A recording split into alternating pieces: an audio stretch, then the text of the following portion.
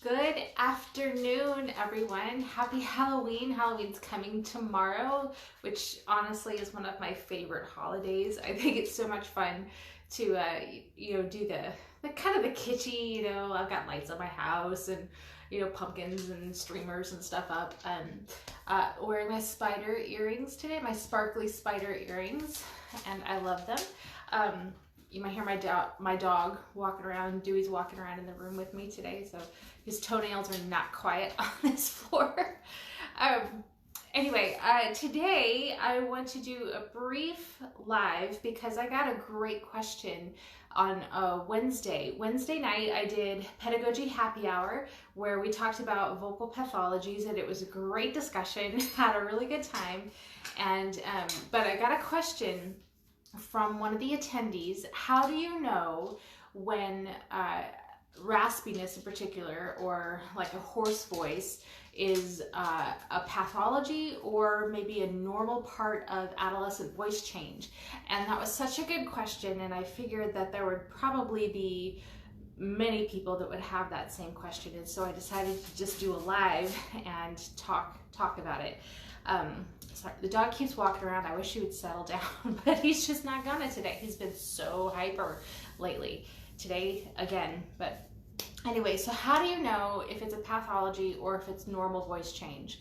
We know, or at least a lot of us know, that hoarseness or breathiness or kind of a raspy voice can be a totally normal part of the adolescent voice change. And so it can be really kind of disconcerting actually when you hear a student's voice like make that shift where it's been nice and pure and good and clean, that child voice that's so lovely, and then all of a sudden it's like not clean, not sounding very good, and they tend to lose a little bit of vocal power, and they tend to not be able to hold phrases as long and all of that stuff. And that can be really like, it can freak people out. It can freak out the singer, it can freak out the parents, it can freak out the teacher. And so it is important to kind of know what to watch out for. And to be honest, it's practically impossible to diagnose something just by hearing it. And so if you have any questions, really the only way that we can know for sure is to send a student to be scoped, and to be scoped by a laryngologist, because many ENTs may not be able to do the correct kind of diagnosis that we really need with the voice. However, the voice change for adolescents tends to follow a pretty predictable path. And so a pretty predictable path, that is quite a lot of alliteration. And so if you know what that path is, if you know what to expect, it's less likely that you will freak out over nothing.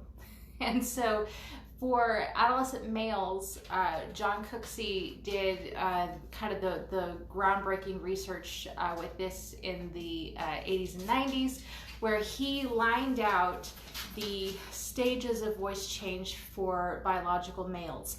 And so if you can look at those stages and know what those characteristics are going to be for each of those stages, you're less likely to freak out. So if you get to, say, I'm going to pull this off the top of my head, so it's probably going to be wrong because I don't have them memorized. But if you get to like stage 2B with males and their voice is raspy, that's probably not pathology. But if you get to, say, like one of the earlier stages and it's a little raspy and you wouldn't expect that in that stage, then that's when you might ask the question and go a little farther. For adolescent females, they have the same kind of thing. Lynn Gackel has done the bulk of the work in our understanding of adolescent voice change for females. And so if you look at her work, she again has kind of lined out the stages of what we can expect with an adolescent female voice. So same thing, if you get into one of those stages and raspiness or breathiness is not a characteristic of that, then that would be when you need to pay a little bit more attention. Now, there can be a little bit of back and forth when you get to, if you've got a singer that's kind of on the cusp of one stage going into the next one, there can be just a little bit of dancing over that line back and forth until they kind of slide over into the next phase. So you may have some variability with the voice. And that's normal. The adolescent voice change is like kind of the worst. It can be really, really hard for some singers. And some singers can just sail through it. Those are the lucky ones. But if you get a singer that's just having a really, really rough time, first, just be patient. Educate them, make sure that they understand what they can expect with their voice. They'll be less likely to panic. One of the reasons that I did the vocal pathology webinar on Wednesday is that the fear of the unknown can be some of the worst part of dealing with the pathology. So by tackling it head on and knowing what to expect, that can take a little bit of the fear factor out of it. And so the same thing with adolescents. If you educate them and educate their parents on what they might be able to expect, they're probably going to have a little bit more ownership of what's happening with their own voice during that time. And so if you know those stages, and you can Google them, Google Cooksey, Cooksey, first name John Cooksey's stages of voice change for adolescent males. You should be able to find resources for that. Lynn Gackle, Gackle,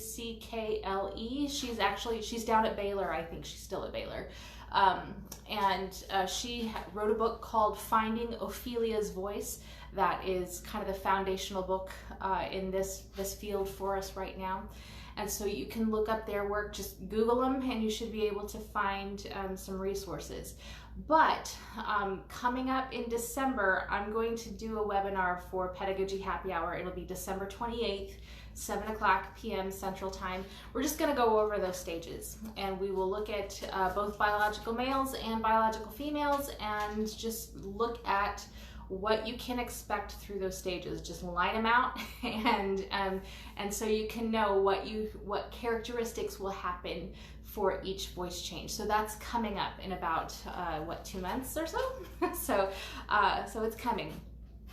So anyway, just to recap, if you have any questions about whether raspiness or breathiness is common or not common, is okay, or if it's a pathology in some of your young singers, take a look first at those expected voice changes that will happen through adolescence, and just figure out where they are in that pathway, and see if they would expect to have that kind of raspiness during that stage.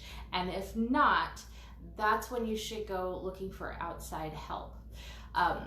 My suggestion to you too is to do your best now to find a laryngologist or a very knowledgeable SLP in your area and have a relationship with them, so that if you've got a student that has an issue, you can send them, and you might have a better chance of getting an appointment a little faster, particularly now with COVID being what it is, and laryngology actually being a very high risk face-to-face kind of appointment.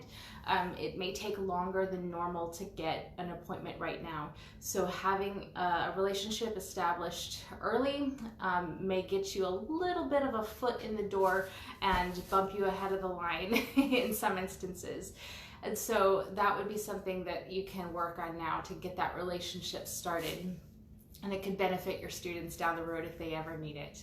If you have any questions, please throw them in the comments or send me a DM. I'd be happy to answer. But I hope this gives you a little clarity on when to panic and when to be patient. Have a happy Halloween, and I'll see you soon.